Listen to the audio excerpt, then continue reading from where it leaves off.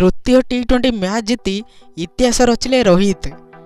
Hitman भांगिले MS Dhoni को यही महान रेकर्ड। टीम इंडियार अधिनायक रोहित शर्मा अफगानिस्तान विपक्ष तृतीय टी20 अंतर्जातीय मैच जीति इतिहास सृष्टि करिसंती। गत दुईटी मैच रे खराब प्रदर्शन पर जेतेबेले हिटमैन पुराणा रंग रे आसीथिले तांको नाम रे अनेक बड़ सफलता जोड़ी होइतिला। बेंगालुरु रे अफगानिस्तान विपक्ष रोमांचकर सुपर ओवर विजय पर टी20 रे भारतर अधिनायक भाव में अधिकांश विजय दृष्टि रोहित शर्मा एमएस धोनी को पछरे पकाई देइछंती। अधिनायक रोहित शर्मा नेतृत्व में 54टी टी20 मैच रे यह हेउजी भारतर 42तम विजय। यह सहित हिटमैन भारतीय अधिनायक होइछंती जे एही फॉर्मेट रे सर्वाधिक मैच जीतिछंती। यह सह रोहित महेंद्र सिंह धोनी को रेकर्ड मध्ये भांगिछंती। धोनी नेतृत्व में 72टी टी20 मैच मध्यरु 41टी जीतिछि।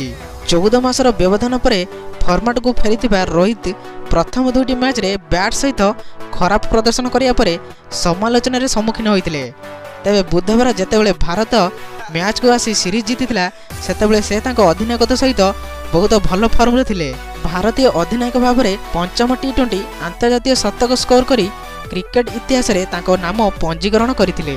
रोहित शर्मा 11टी चौका और 8टी छक्का मारिथिले। रोहित को इनिंग्स किछि कम नथिला कारण से भारत को 22 रन 4टी विकेट रे खराब आरंभ उद्धार करथिले। 69टी बॉल रो विस्फोरक इनिंग्स रे 11टी चौका और 8टी छक्का अंतर्भुक्त होइथिला, जहा एही फॉर्मेट रे तांकर पूर्व श्रेष्ठ स्कोर को अतिक्रम करथिला। रोहित शर्मा को सह रिंकू सिंह जे 39 बॉल रो 69 रन स्कोर करथिले। 190 रन रो एक गुरुत्वपूर्ण भागीदारी गठन करी टी20 रे भारत पई कोनोसी विकेट पई सर्वोच्च स्टैंड करी एक नूतन रेकर्ड सृष्टि करथिला। तो एही भली क्रिकेटर अपडेट पाए पई हम चैनल को सब्सक्राइब कर दियंतु, कारण एही भली प्रकार वीडियो आपण माने एही चैनल रे देखिया पाइबे। रहिली नमस्कार।